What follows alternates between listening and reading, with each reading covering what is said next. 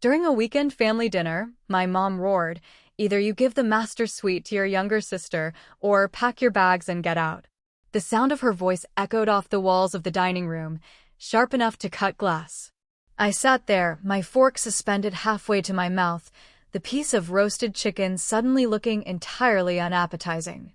Across the table, my 24-year-old sister, Sutton, sat with a smug, self-satisfied smirk playing on her lips, her phone out as if she was ready to record my reaction for her pitiful handful of followers. Beside her sat Lachlan, her fiancé, who at least had the decency to look slightly uncomfortable, though he stared down at his plate and said nothing. The audacity of the demand hung heavy in the air. This was a Friday evening. Just 2 hours prior, I had transferred $12,000 from my own hard-earned savings to cover the emergency roof repairs for this very house. The contractor had stood right in our hallway, handing me the invoice while my mother, Cressida, watched TV in the living room, pretending she did not hear the transaction taking place. And now, over a meal I had paid for, in a house I was single-handedly keeping afloat, she was delivering an ultimatum that threatened to rip away the one tiny sanctuary I had left. "You heard me, Vesper," my mother snapped, leaning forward. Her eyes were hard, devoid of any maternal warmth. "Sutton is getting married. She and Lachlan are moving in permanently to save money for the wedding. She needs the space. She is launching her lifestyle vlog, and the lighting in the master suite is the only acceptable backdrop. You are 28 years old with no prospect of a husband, sitting alone in that massive room. What do you even need it for? You just work and sleep. Give the room to your sister, or pack your bags and get out tonight." The sheer betrayal of those words felt like a physical blow to my chest. It was not just the entitlement, it was the casual cruelty. The casual erasure of my worth. I was not a daughter to her. I was an inconvenience with a paycheck. For years, I had been the invisible pillar holding up her illusion of an upper-middle-class life. I was the corporate risk actuary who worked 60-hour weeks, crunching numbers so they could live in a fantasy world. And my reward for my relentless loyalty was an eviction notice served with a side of mashed potatoes. The silence stretched. They were waiting for me to break. They were waiting for me to argue, to cry, to beg, to point out the $12,000 I had just spent, or the thousands more before that. They thrived on the drama. My mother fed on my emotional reactions, using them to paint me as the hysterical, uncooperative daughter, while Sutton played the golden child victim. But I did not give them the satisfaction. I looked at my mother. I looked at the slight tremble of anticipation in her hands. I looked at Sutton, already calculating how she would redecorate my personal space. I felt a sudden, profound shift inside my mind. It was as if a heavy chain I had dragged around for decades finally snapped. The anger was there, hot and fierce, but it was encased in ice. I set my fork down. The soft clink against the ceramic plate sounded louder than a gunshot. I picked up my napkin, wiped my mouth slowly, and stood up from my chair. I made sure my posture was perfectly straight. "Okay," I said. My voice was calm, steady, and dangerously quiet. My mother blinked, her aggressive stance faltering for a fraction of a second. "Okay, what?" "Okay, I will pack my bags," I replied, turning my back on them. I walked out of the dining room and headed straight upstairs. I did not run. I did not stomp my feet. I walked with the measured pace of someone who knew exactly what they were doing. I entered the master suite, my room, the room I had painted, furnished, and maintained, and pulled my 2 largest suitcases from the top of the closet. I did not take everything. I packed my most essential professional clothing, my important documents, my jewelry, and my laptop. I swept my toiletries into a bag. It took me exactly 15 minutes. Downstairs, the house was eerily silent. They probably thought it was a bluff. They thought I would come back down in tears, ready to negotiate a surrender, willing to sleep in the tiny, cramped guest room in the basement just to keep the peace. I zipped the second suitcase shut. I grabbed my car keys and the heavy winter coat I had bought for myself last year. When I reached the bottom of the stairs, the 3 of them were still sitting at the dining table, craning their necks to look at me. "You are actually leaving?" my mother demanded, her voice raising a pitch, hinting at the realization that she had miscalculated.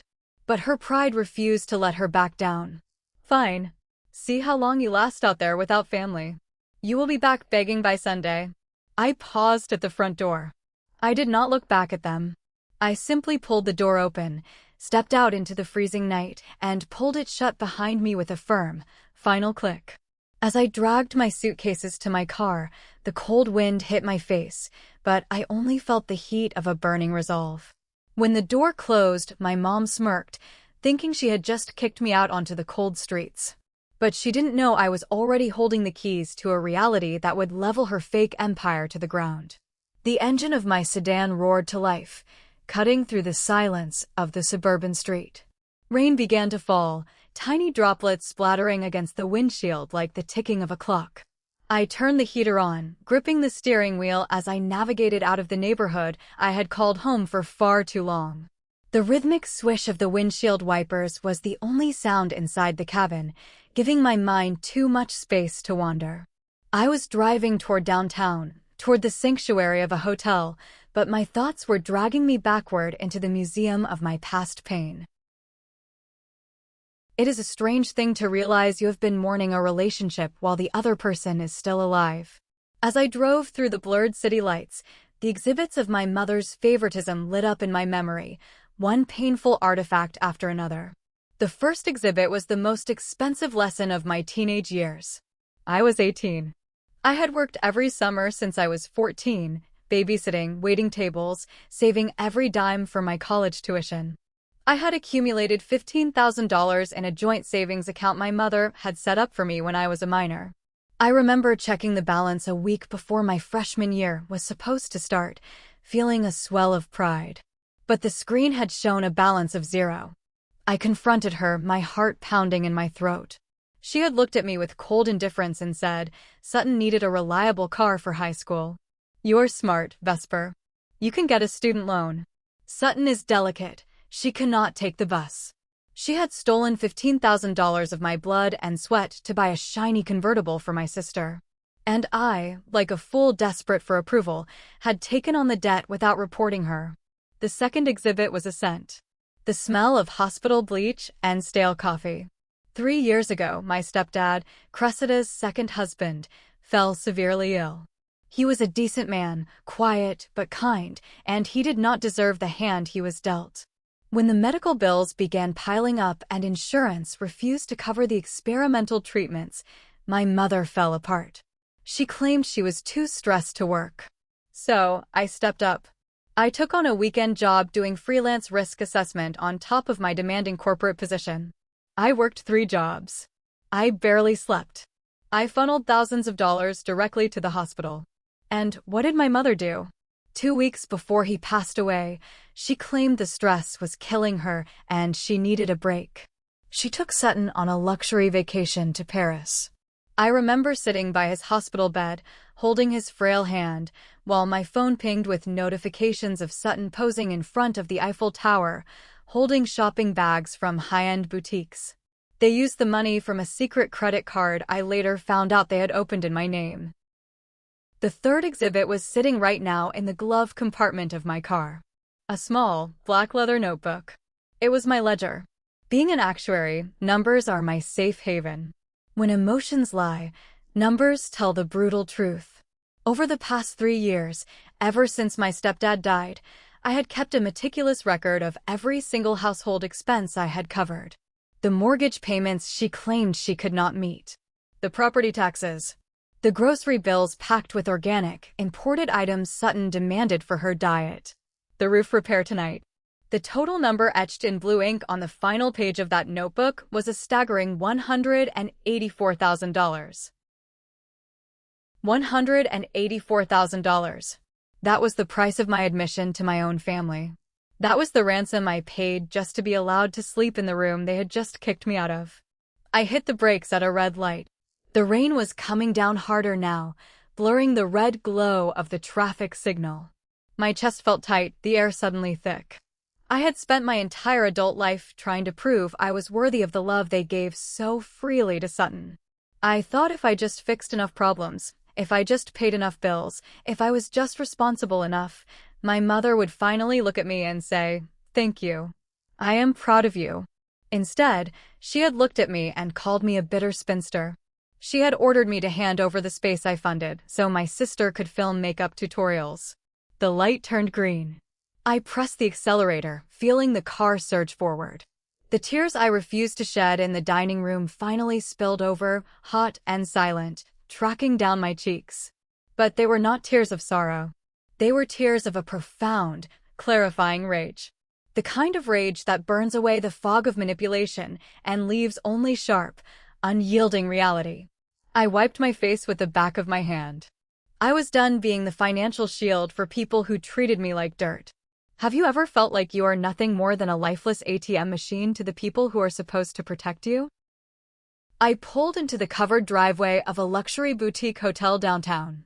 I didn't care about the nightly rate. I handed my keys to the valet, grabbed my 2 suitcases, and walked into the grand lobby. The air smelled of expensive cedar and fresh lilies, a sharp contrast to the suffocating tension I had just escaped. I booked a premium suite, ignoring the slight tremor in my hands as I handed over my primary credit card.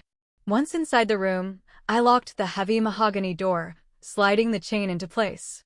The click was the most satisfying sound I had heard all day. I dropped my bags on the plush carpet and walked over to the floor-to-ceiling window, looking out over the rain-slicked city. The storm was raging outside, but inside, I was stepping into the eye of the hurricane. It was time to assess the battlefield. I opened my laptop on the glass desk, the bright screen illuminating the dark room. I am an actuary. My entire career is built on calculating risk, projecting outcomes, and preparing for the worst-case scenario. It was time to apply those skills to my own life. I logged into my secured banking portal.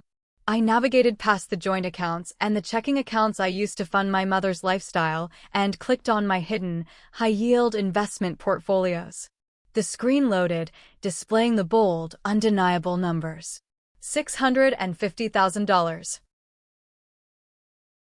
That was my liquid net worth. Built through grueling promotions, aggressive investing, and a frugal personal lifestyle that my mother mocked constantly.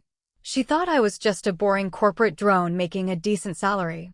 She had no idea that while she was busy buying designer handbags to impress her unemployed friends, I was quietly building a financial fortress.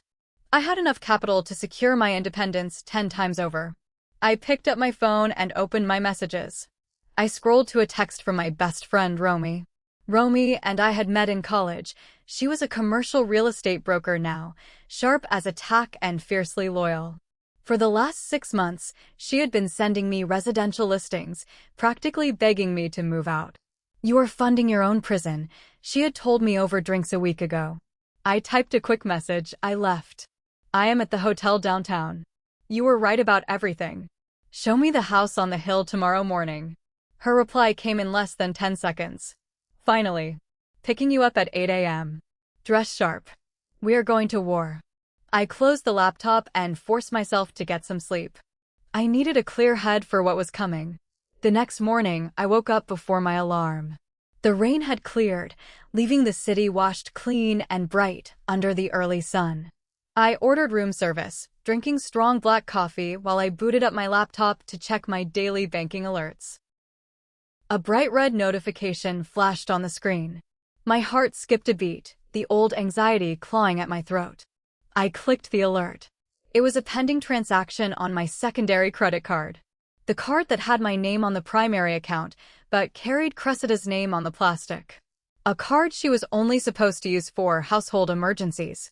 The transaction was for $8,000. The merchant name was Bridal Elegance Boutique. I stared at the screen, a cold, dark laugh escaping my lips. My mother, thinking I would come crawling back today to beg for my room, had decided to punish my disobedience by going out first thing in the morning and putting a massive, non-refundable deposit on Sutton's dream wedding dress. She was using my credit line to fund the very wedding she used as an excuse to kick me out. It was so arrogant, so deeply predictable, that it almost impressed me. She truly believed I would just pay the bill next month like I always did, terrified of her wrath. She thought she held all the power. She thought I was paralyzed by the fear of losing my family. I reached for my mouse, hovering the cursor over the Report Unauthorized/Cancel Card button. My finger hesitated for a fraction of a second.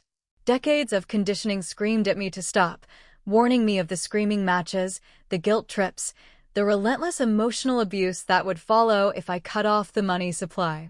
But then I looked at the number. $8,000. For a dress for the sister who smiled while I was thrown out. I did not click the button. Not yet. Canceling it now would be too easy. I needed to build a strategy. I needed to secure my ground first before I launched the missiles. I logged out of the bank, leaving the transaction pending. Let her have her morning of triumph. Let Sutton twirl in her expensive white gown. My phone buzzed. It was Romy, waiting downstairs. I grabbed my coat and my purse, my reflection in the mirror showing a woman who was no longer shrinking to fit into her mother's shadow. I was ready to build my own empire. It was time to stop paying for my own humiliation. Tomorrow, the first bomb would drop. Romy's sleek SUV navigated the winding, tree-lined roads of the West Hills.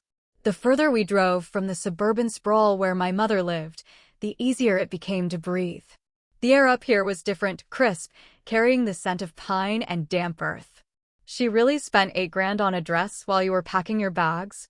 Romy asked, her hands gripping the steering wheel tight enough to turn her knuckles white. She had been cursing creatively for the last 10 minutes since I told her about the morning's discovery. She thinks I'll cover it. She thinks this is just a tantrum and I'll fall back into line to keep the peace, I said, staring out the window at the sprawling estates hidden behind wrought iron gates. You have carried them on your back for way too long, Vesper. It is time to cut that dead weight loose, Romy said firmly. She turned the steering wheel sharply, pulling into a wide, circular driveway paved with dark stone. I stopped breathing for a second. The property sitting before me was breathtaking. It was a modern, glass-and-cedar masterpiece perched on the edge of a hillside, surrounded by towering evergreens. It looked like a fortress of solitude and luxury. It was the exact opposite of my mother's house, which was cluttered with cheap decorative items meant to look expensive, smelling constantly of stale tension and fake vanilla candles. This place smelled like freedom. The listing agent, an older gentleman in a tailored suit, greeted us at the massive oak front door. As we walked through the house, I felt an unfamiliar sensation settling in my chest, belonging. The living room featured massive floor-to-ceiling windows that offered a panoramic view of the valley below. The hardwood floors gleamed in the natural light. There was a chef's kitchen with dark marble countertops and a master suite that was larger than the entire first floor of my old house. The asking price is $920,000, the agent mentioned smoothly as we stood on the expansive back deck, looking out at the endless green canopy. It has been on the market for 3 days. We have multiple viewings scheduled for this afternoon, and I expect offers above asking by Monday. Romy shot me a look. A challenge. I didn't need to run a complex risk assessment model. I had lived my entire life in a state of emotional poverty, despite my financial wealth. I looked at the view, imagining drinking my morning coffee here, far away from the screaming demands and the suffocating guilt. I imagined a space where no one could tell me to pack my bags. I don't want to wait until Monday, I told the agent, my voice steady. I will offer the full asking price right now. $920,000. And to expedite the process, I will put down a 40% down payment in cash immediately. The agent blinked, losing his polished composure for a brief second. 40%? That is $368,000. I supplied the number smoothly. I have the proof of funds ready. Romy will draft the paperwork. If the seller accepts today, we can close in record time. But the offer is only good if we take it off the market right now. By noon, we were sitting in the escrow office. I signed my name across thick stacks of legal documents. When I authorized the wire transfer for the $368,000, I didn't feel a single ounce of panic. I felt a profound, deep-seated peace. My stellar credit score and massive income made securing the mortgage for the remainder a mere formality. When the agent finally slid the heavy brass keys across the desk toward me, Romy let out a cheer. I picked them up, the cold metal grounding me to reality. This was mine. Nobody could take this away from me. No one could demand this space. We need to celebrate, Romy declared as we walked back to her car. Champagne. The good stuff. Not yet, I said, slipping the keys into my purse. Buying the house was just securing my base. Now, I need to deal with the mess I left behind. I need to know exactly how to sever the financial ties without leaving myself vulnerable. I know exactly who you need to talk to, Romy said, a dangerous glint in her eye. My firm works with an estate and trust attorney. Thayer. He is a shark in a tailored suit. If anyone can help you lock down your assets and lock them out, it's him. I nodded. I had found my safe harbor, but the enemies were still dancing on the sweat of my labor. If you enjoy stories about setting hard boundaries and taking back your life, hit the like and subscribe button. Now, watch how I begin to disarm their entire operation. Thayer's office was located in a high-rise building overlooking the river. The interior was all dark wood, leather, and silence. Thayer himself was a man in his late 40s, with sharp, assessing eyes and a demeanor that suggested he did not waste time on pleasantries. I sat across from his massive mahogany desk and laid out the facts. I explained the living situation, the financial drain, the house I had been paying for, and the ultimatum my mother had delivered the night before. I handed him the manila folder containing every financial record, every mortgage statement I had paid, and the deed to the suburban house which currently had my mother's name on it. I want to know my options for extracting myself completely, I told him, keeping my tone strictly professional. I am cutting off all their credit cards today. But I have poured nearly $200,000 into that property under the verbal assumption that I was helping preserve the family home. Can I place a lien on it? Can I sue for the return of the funds based on unjust enrichment? Thayer adjusted his glasses, his face impassive as he began flipping through the documents. He cross-referenced the property address on his dual monitors, pulling up county tax records and historical deeds. For 10 minutes, the only sound in the office was the clicking of his mouse and the rustling of paper. Then he stopped. He leaned in closer to his screen, his brow furrowing. He typed a few more rapid commands, pulled up a scanned PDF from the state archives, and read it in total silence. When he finally looked up at me, the professional detachment in his eyes had been replaced by something that looked remarkably like predatory amusement. Vesper, Thayer said, his voice low and precise. You told me your biological father purchased this house before he and your mother divorced, correct? Yes. She got it in the divorce settlement when I was 5. Then she married my stepdad. She didn't get the whole house, Thayer corrected softly, turning one of his monitors so I could see the document on the screen. It was full of dense legal jargon. During the divorce proceedings, your biological father, recognizing your mother's financial instability, insisted on establishing an irrevocable real estate trust. He transferred his equity directly into this trust for your benefit. I stared at the screen, my mind racing to comprehend what he was saying. What does that mean? It means, Thayer leaned back in his chair, folding his hands, that your mother only owns 40% of that property. The trust holds the other 60%. And according to the stipulations drafted here, the trust dissolved and the title transferred directly to you, the sole beneficiary, on your 20th birthday. The air in the room vanished. I felt lightheaded. I turned 25 3 years ago. Exactly, Thayer said. For the last 3 years, you have legally owned 60% of the house your mother just tried to kick you out of. She has been fully aware of this trust. Her signature is on the original decree. She hid it from you. She let you pay the mortgage, the taxes, and the repairs on a house you already held the majority stake in, while treating you like a tenant she could evict at will. The betrayal hit me with the force of a freight train. It wasn't just favoritism anymore. It wasn't just selfishness. It was calculated, malicious fraud. My mother had looked me in the eye, demanded I leave, knowing full well she had no legal right to do so. She had milked me for hundreds of thousands of dollars to maintain a property she didn't even control. She had used my love, my sense of duty, to blind me to the truth. The sadness I had felt in the car the night before evaporated instantly. In its place, a cold, calculating fury crystallized. I was no longer a victim. I was the majority shareholder in a hostile takeover. What is the current market value of the house? I asked, my voice barely a whisper, but steady as stone. Thayer tapped his keyboard. Based on recent comps in that neighborhood, roughly $700,000. So my 60% is worth $420,000. I looked Thayer dead in the eye. I wanted out. All of it. Thayer smiled. It was a terrifying, brilliant smile.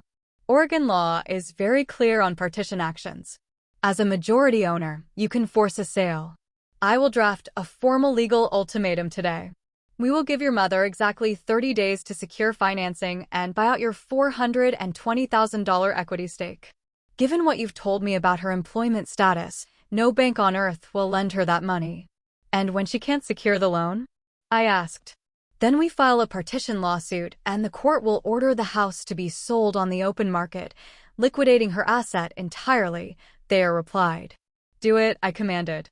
Draft it on the most intimidating legal letterhead you have. Send it via certified mail. I want her to feel exactly what I felt when she told me to pack my bags. I spent the afternoon directing the movers to bring my new furniture into the Hillside mansion.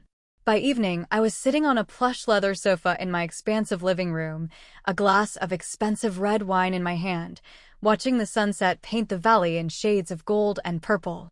The peace was intoxicating. But I knew the silence wouldn't last. The storm was gathering on the other side of the city. My phone vibrated on the glass coffee table. The caller ID flashed with a name I hadn't seen in months, Aunt Maud. Maud was my mother's older sister, the undisputed general of the family's flying monkeys. She was a woman who thrived on family gossip and weaponized morality. If there was drama, Maud was there to pour gasoline on the fire while pretending to hold a fire extinguisher. I took a slow sip of my wine and answered the call. Hello, Maud. Vesper. What on earth is wrong with you? Her voice blasted through the speaker, shrill and dripping with righteous indignation. Your mother is practically hyperventilating. She called me in tears, saying you abandoned the family over a minor disagreement about a bedroom. And now the upstairs toilet is leaking, and she says you refuse to send the plumber. I let her rant, holding the phone slightly away from my ear. The predictability of their tactics was almost boring. Create a crisis, blame me for it, and use extended family to guilt me back into compliance. It wasn't a minor disagreement, Maud, I said calmly. She told me to pack my bags and get out. So I did. Oh, you know how your mother gets when she is stressed about the wedding. You're the older sister. You are supposed to be the bigger person. Maud squawked. She doesn't have the money to fix the plumbing right now. You need to come home, apologize to Sutton for ruining her weekend, and act like a proper family member. You have no right to treat your mother this way in her own home. I smiled, swirling the dark red liquid in my glass. The irony of her words tasted sweeter than the wine. You know, Maud, you are absolutely right about one thing, I said, my voice silky and dangerous. I don't have rights in that house. Exactly. So you need to respect. I don't have rights, I interrupted smoothly. I have ownership. And tomorrow, they are going to find out exactly what happens when you try to evict the landlord. I hung up before she could formulate a response, blocking her number immediately. I wasn't going to play their games anymore. A few minutes later, Romy sent me a link in a text message with the caption, "Get a load of this." I clicked the link. It opened Sutton's public Instagram profile. She had just posted a new video. She was sitting in her car, the camera angled perfectly to catch the fake tears shimmering in her eyes. Hey guys, Sutton whimpered to her camera, dabbing her dry eyes with a tissue. I'm having a really hard day. My older sister, who has always been so toxic and jealous of my happiness, just had a massive meltdown and abandoned our mom. She left us with all these bills right before my wedding. It is just so heartbreaking when family tries to sabotage your joy because they are miserable in their own lives. A text overlay on the video read, "Dealing with toxic family members. Link in bio to my wedding fund if you want to support." I stared at the screen, an icy wave of disgust washing over me. She was using my departure to farm sympathy and beg for money from strangers, painting herself as the victim while simultaneously charging an $8,000 dress to my credit card. The sheer audacity was staggering. It wasn't just delusion, it was a masterclass in manipulation. I took a screenshot of the video, saving it to a secure folder on my phone. They were building their narrative, trying to control the optics before the truth came out. They thought they were playing chess, moving pawns around to corner me.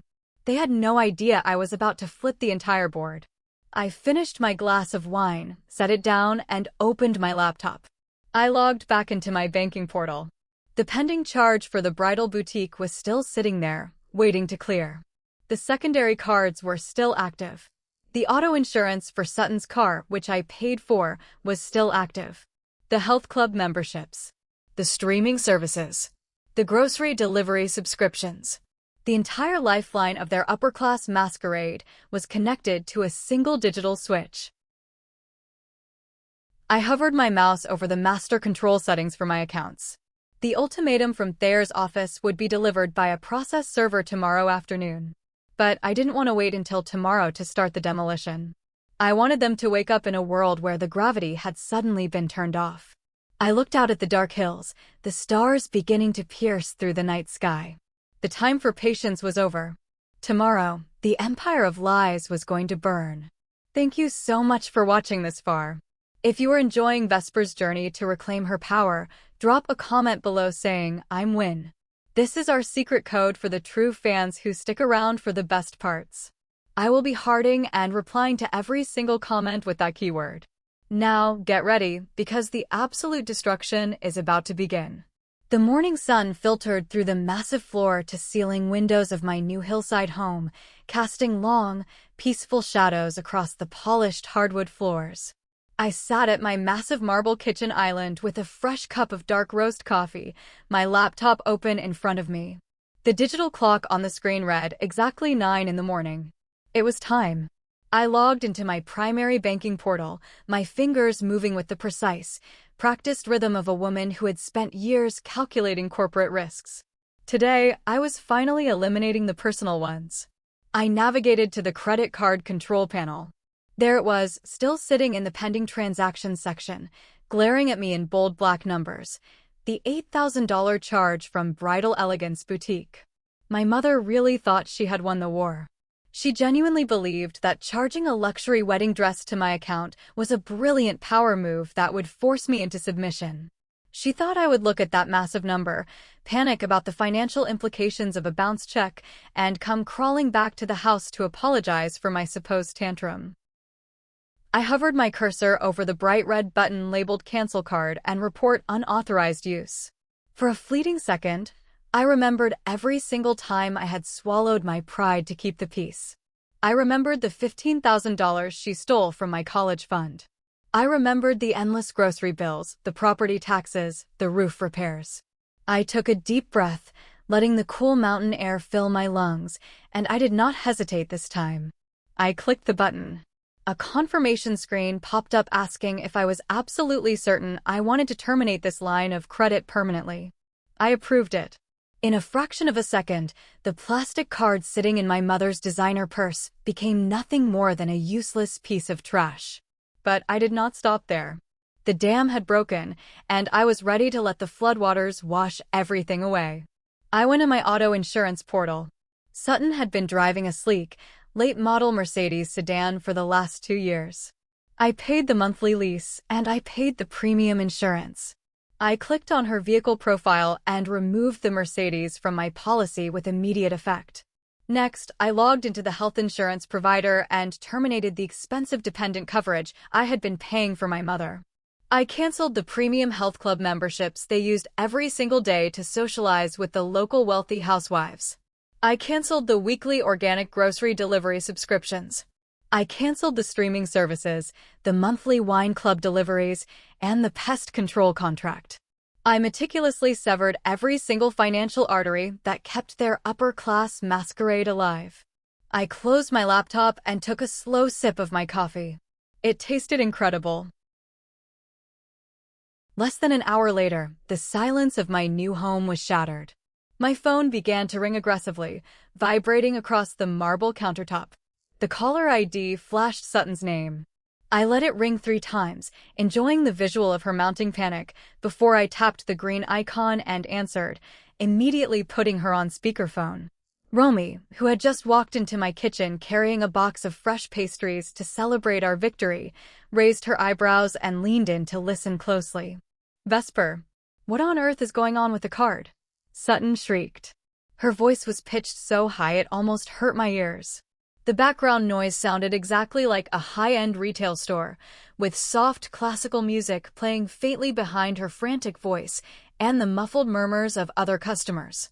I am standing at the main register at Bridal Elegance right now. Lachlan and his mother are standing right next to me. The cashier just told me the card declined 3 separate times, and now the terminal says the account has been reported stolen. You need to call the bank and fix this glitch right now. You are humiliating me in front of my future mother-in-law. I leaned back in my comfortable chair, exchanging a knowing look with Romy. There is no glitch, Sutton, I said, my voice smooth, steady, and perfectly calm. I canceled the card permanently. The funding has ended. You and Mom told me to pack my bags, so I packed them. And I made sure to take my wallet with me. Good luck paying for the dress. Are you insane?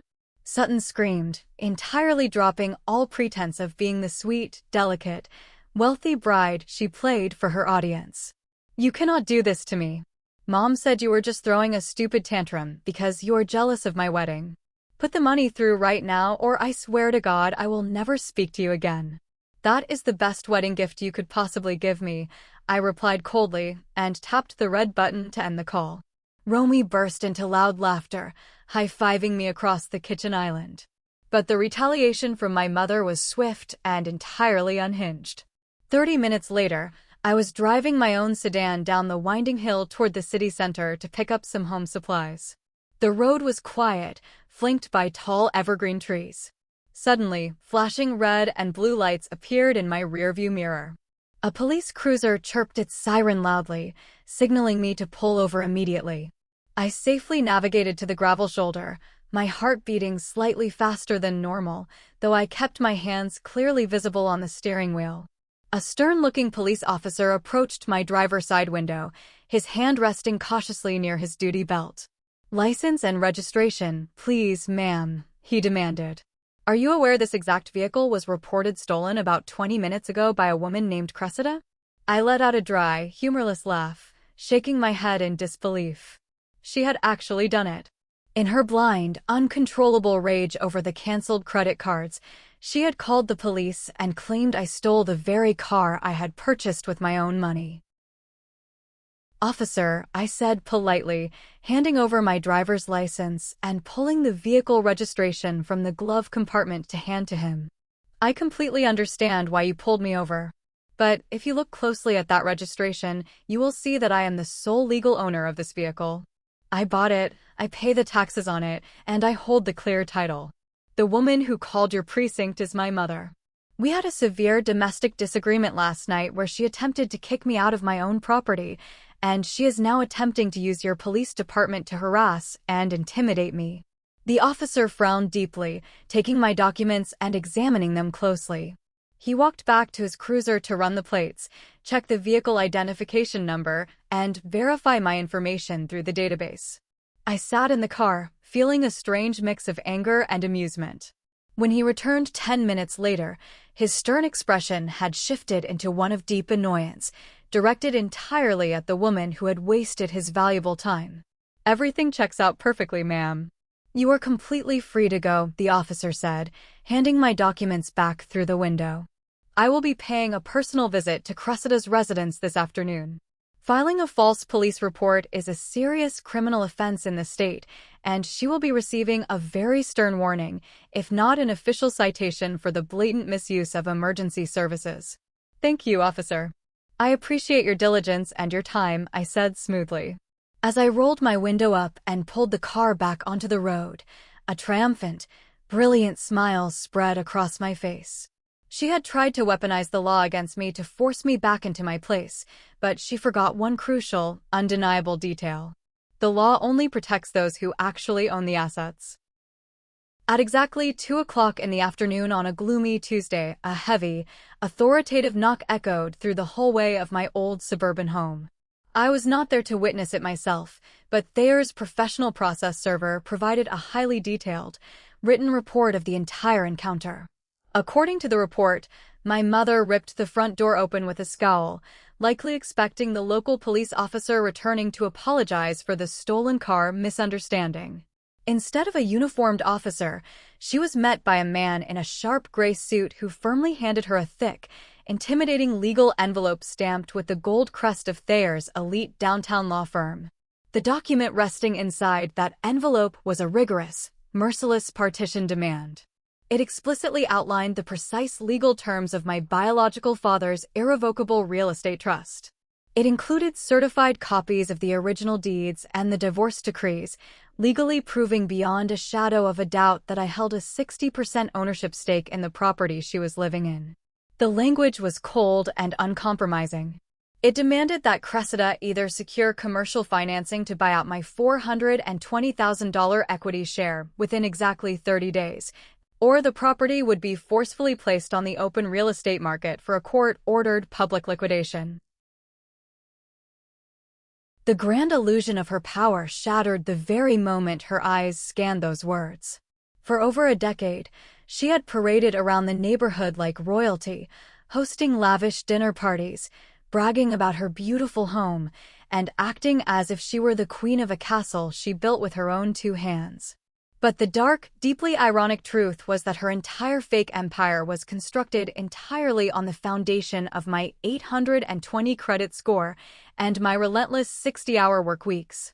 Without my steady corporate income flowing into the joint accounts, she was nothing. Without my name on the utility bills, the water and electricity would be shut off within weeks. Without my endless financial sacrifices, she was just an unemployed woman with a terrible credit history and a massive mountain of hidden consumer debt. The fallout from the legal notice was instantaneous and explosive. My phone, which had been relatively quiet since the police incident on the road, erupted into a chaotic, unending symphony of notifications. Dozens of frantic text messages flooded my screen, one after another. The aggressive, commanding, entitled tone she had used at the dinner table vanished completely, replaced by sheer, unadulterated panic. "Vesper, please pick up the phone right now. What is this horrible letter from a lawyer? You cannot force me to buy the house. You know I do not have a job right now. Please, let us talk about this like a normal family.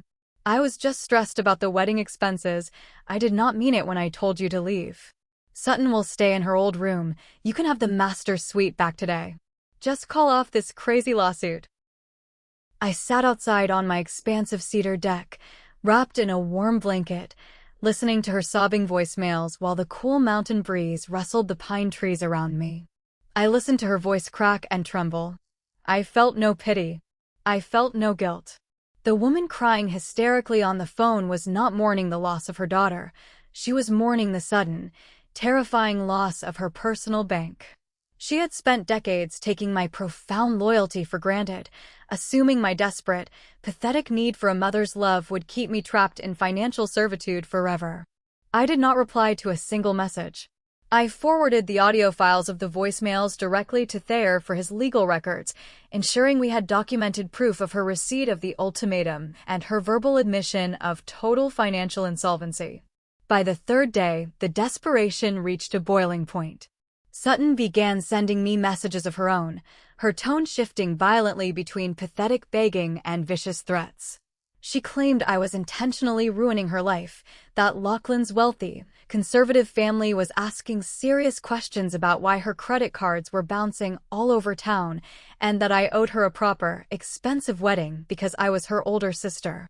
She texted me that the florist was threatening to cancel the flower arrangements because the replacement card my mother tried to use had also been declined. When begging failed, my mother sent one final, defeated message late on Thursday night. She asked for a formal meeting. She promised to bring Sutton and Lachlan along, claiming they all wanted to sit down in a neutral public space to reach a fair family compromise without involving cold, heartless courts or expensive lawyers. She thought if she brought an audience, I would fold under the social pressure. I forwarded the long message to Thayer immediately. He replied 3 minutes later with a single word: excellent. We agreed to meet them on Saturday morning at a high-end, busy coffee shop downtown. They thought they were coming to negotiate a friendly truce. They thought they could use public pressure, fake tears, and Lachlan's imposing presence to shame me into withdrawing the legal papers. They had absolutely no idea they were walking directly into a financial slaughter. If you have ever had to stand your ground against toxic people who only love what you can do for them, leave a comment down below. It takes massive courage to stop funding your own disrespect. Now let us head to the coffee shop and watch the final pieces of their fake reality crumble into dust. Saturday morning arrived with a crisp, biting chill in the air. The upscale coffee shop, located in the heart of downtown, was bustling with weekend patrons. The air inside was thick with the rich scent of roasted espresso and expensive, warm pastries. The hum of conversation and the clinking of ceramic mugs provided the perfect backdrop for what was about to happen. I walked through the glass doors wearing a tailored charcoal blazer, dark designer jeans, and a pair of pristine leather boots. My posture was perfectly straight, my expression unreadable. I radiated the quiet, terrifying confidence of a woman who held absolutely all the cards. Thayer walked right beside me, his expensive leather briefcase firmly in hand, looking every bit the merciless legal shark Romy had promised he was. His suit was immaculate, and his eyes scanned the room with predatory precision. We spotted them sitting at a large, round wooden table in the far corner. My mother looked terrible. She looked haggard, her usual heavy layer of makeup failing completely to hide the dark, exhausted circles under her eyes. Sutton sat beside her, nervously twisting a white paper napkin into pieces, wearing oversized sunglasses indoors as if she were trying to hide from reality. Lachlan sat on the end of the curved booth, looking deeply confused, frustrated, and visibly uncomfortable with the entire situation. The moment Thayer and I sat down in the chairs across from them, my mother launched into her rehearsed, theatrical performance. She reached her shaking hand across the wooden table, her eyes welling with forced, dramatic tears. "Vesper, honey, I am so incredibly glad you agreed to meet with us," she started, her voice trembling just loud enough for the neighboring tables to turn their heads and listen. "This whole lawyer thing is just a huge, terrible misunderstanding.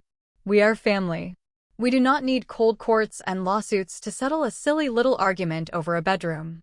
I am more than willing to forgive you for canceling the credit cards in a moment of anger, and we can just go back to normal. You can come home today, and we can plan Sutton's wedding together." Thayer did not even let me open my mouth to answer. He unzipped his leather briefcase with a sharp, decisive, metallic sound that cut through her fake tears. He pulled out a thick stack of certified, stamped documents and spread them deliberately across the wooden table, pushing them right in front of Lachlan rather than my mother. "There is no misunderstanding here, Cressida," Thayer said, his voice cutting through the cafe noise like a surgical scalpel. "My client is not returning to that residence under any circumstances. Furthermore, she is not here to negotiate a truce. We are here to formally enforce the terms of the irrevocable trust established by Vesper's biological father." Lachlan leaned forward, his brow furrowed in deep confusion as he looked down at the official legal papers. "Trust? What trust are you talking about?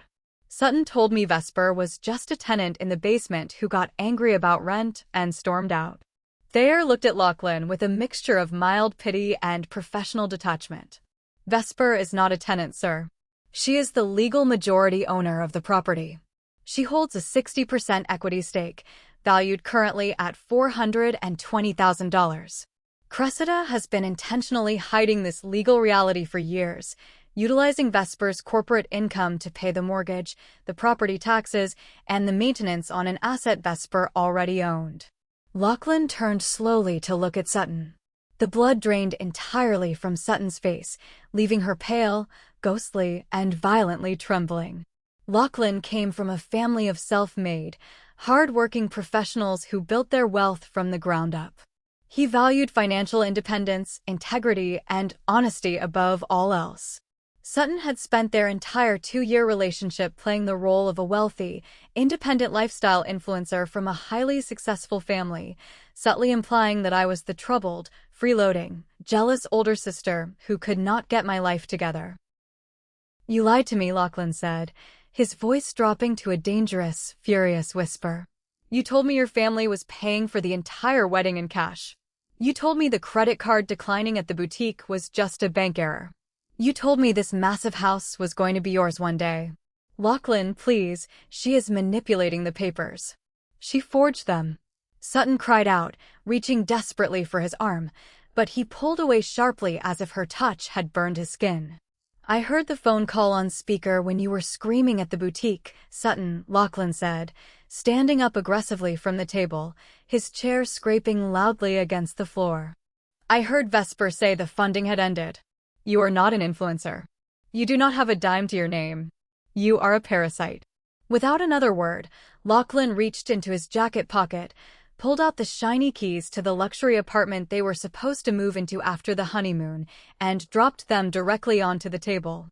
He turned on his heel and walked out of the coffee shop without looking back, leaving Sutton sobbing hysterically and uncontrollably into her hands. My mother stared at the scattered documents, her mouth hanging open in sheer, paralyzed horror. Her grand social manipulation had failed spectacularly. Her captive audience had walked out in disgust. Before I stood up to leave them to their misery, I reached into my designer purse and pulled out a heavy set of keys. I tossed them onto the center of the table right next to Lachlan's. They clattered loudly against the hardwood. "What is this?" my mother whispered, her voice barely audible. "Those are the spare keys to the Mercedes," I said smoothly, buttoning my blazer. "I sold it to a used car dealership yesterday morning for cash. The tow truck is coming to pick it up from your driveway in about an hour. I highly suggest you tell Sutton to buy a good pair of walking shoes.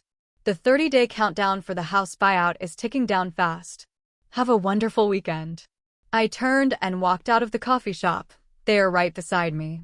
The crisp city air felt incredibly refreshing against my face.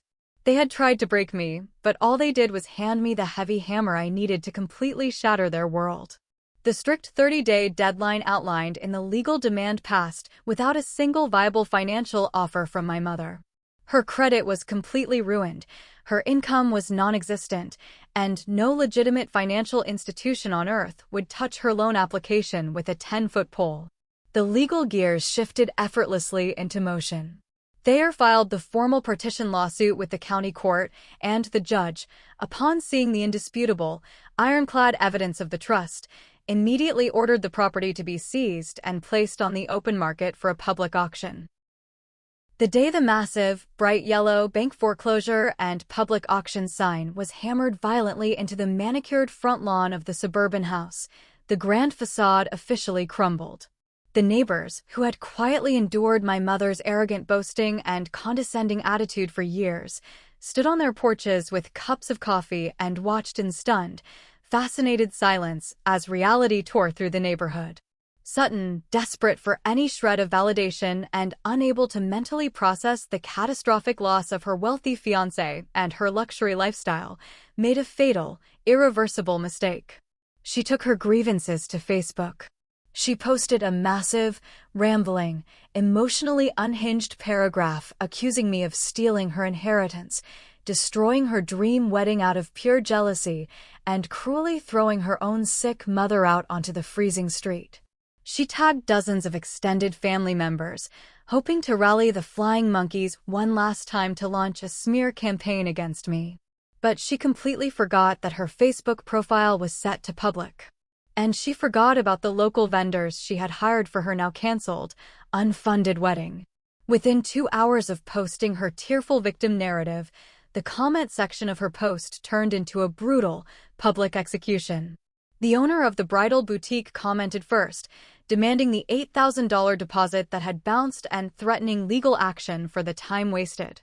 The premium florist she had hired left a scathing, detailed paragraph about $3,000 in unpaid consultation fees and custom floral orders that had to be thrown away. The luxury catering company chimed in next, publicly threatening to take her to small claims court for the unfulfilled, breached contract. The truth was laid bare for every aunt, uncle, high school friend, and casual acquaintance to see. They were not tragic victims of a cruel, vindictive older sister. They were broke, deceitful frauds who lived beyond their means and could not pay their own bills.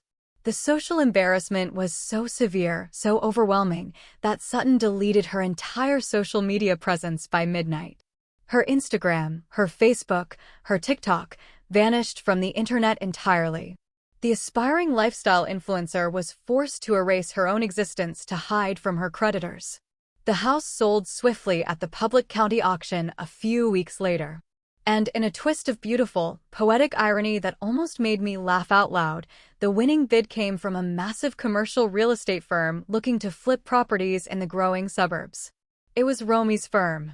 Romy personally oversaw the transaction, ensuring that every legal detail was ironed out and that my mother was legally compelled to vacate the premises by the strict deadline. After the title company deducted the remaining mortgage balance, the auction fees, and the closing costs, and disbursed my lawful $420,000 equity share, the leftover funds allocated to Cressida were shockingly meager. She received a check for just under $40,000. In the modern housing market, especially in our city, $40,000 was barely enough to cover moving expenses, a U-Haul rental, and a security deposit on a cheap, low-tier rental property. I received the bank wire transfer notification on my phone while sitting comfortably in the living room of my Hillside mansion.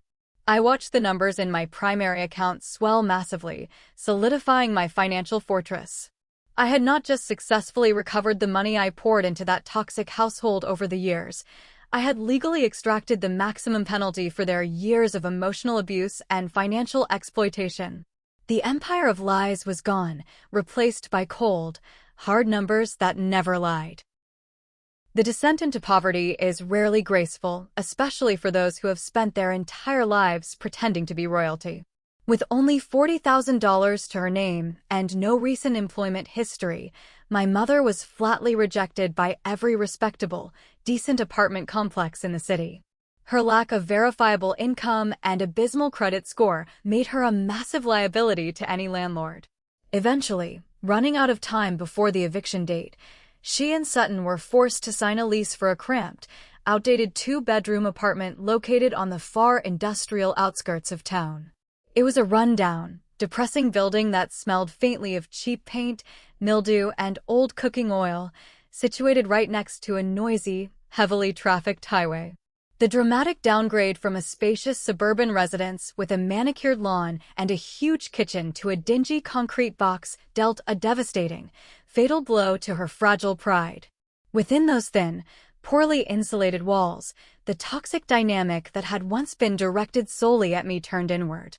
Without my money to cushion their lives and hide their flaws, and without me there to serve as the designated punching bag, mother and daughter began to tear each other apart. Through the extended family grapevine specifically, a very satisfying, detailed update from a cousin who had witnessed their public Facebook downfall and decided to check in on them, I learned that their daily lives had devolved into constant, vicious screaming matches. Sutton bitterly blamed Cressida for her arrogance at the dinner table that fateful night, shouting that her greed and stupidity had cost them a beautiful house, a free luxury vehicle, and a wealthy husband who would have solved all their problems. Cressida, in turn, berated Sutton for being a lazy, entitled, useless brat who contributed absolutely nothing to the household and ruined her own engagement by lying. The venom they used to spit at me was now poisoning their own well. A week after they moved into the terrible apartment, my phone buzzed with a long, rambling text message. It was from a new, unknown number, but the desperate, highly manipulative tone was unmistakable. Vesper, it is Mom. Please do not block this number. The new apartment is awful. The heating system barely works, it is freezing at night, and Sutton will not stop crying in her room. I know I made mistakes in the past, but I am your mother. We barely have enough money for basic groceries after paying the massive security deposit and the moving truck. Please, you have so much money now from the sale of the house. Can you just send us $1,000 a month? Just to help us get back on our feet until Sutton finds a job. I am begging you. Family takes care of family, Vesper. Please do not abandon us. I sat on my expensive, comfortable leather sofa, reading the lengthy paragraph slowly. I did not feel a sudden rush of victory, nor did I feel a pang of familiar guilt. I felt nothing but a profound, unshakable, heavy indifference. She still did not understand. She was not apologizing for the years of emotional abuse, the stolen college funds, or the massive deceit regarding the trust. She was apologizing because she was out of money, freezing in a cheap apartment, and her primary funding source had dried up. She was still trying to play the family card, using the very concept she had desecrated for years to try and pry open my wallet one last time. I typed a short, final, devastating response. You told me to pack my bags. I did. You are experiencing the direct consequences of your own actions. Do not contact me ever again. I hit send. Then I went into my phone's carrier settings and permanently blocked the new number, along with activating a feature to block any incoming calls from unknown callers. I closed the digital door on their existence, sealing the tomb on that miserable chapter of my life forever. 3 months have passed since the night I walked out of that dining room with my suitcases and drove away in the rain. Today, warm, golden morning sunlight pierces through the light layer of mist, illuminating the spacious, green yard in front of my hillside home. I am sitting on the expansive cedar deck, enjoying a fresh cup of premium coffee while gazing out over the breathtaking, panoramic views of the valley spread below. The crisp mountain air carries the fresh scent of pine needles and damp earth, completely replacing the lingering anxiety of my past with a profound, deep sense of quiet contentment. Stepping away from those toxic family obligations has been the single most empowering, life-altering choice of my entire life. For years, I carried the crushing, suffocating weight of their expectations, foolishly believing that if I just gave enough money, worked hard enough, and sacrificed enough of my own happiness, I would eventually earn their love and respect. But I learned the hard way that you cannot buy respect from people who only value you for the resources they can extract from you.